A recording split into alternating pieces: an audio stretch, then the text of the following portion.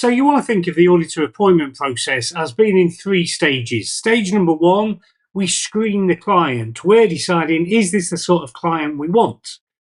So the first question is, well, can we audit the client? If you're a really small audit firm, you're not going to be auditing Apple because you can't do it.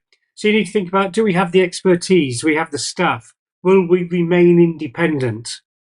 Then we have to think, do we really want to be associated with this sort of client? Think of audit risk and things like management integrity and the effect that they might have on our reputation. And finally, are they financially viable?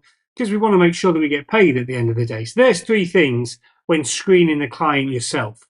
Once you've screened the client, then there's a second step in this process, which is to accept the appointment. Now, before we accept it, we've got to think of professional competence and due care at all times. So are we competent? Do we understand the business? Are we fully aware of the scope of what's required of us? And are we aware of the logistics of actually doing this job properly? So basically showing our professional competence and due care.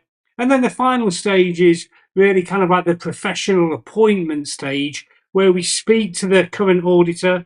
You know, we don't just do this as a matter of courtesy. We do it to find out about the client. Do you know of any reasons not to accept this client?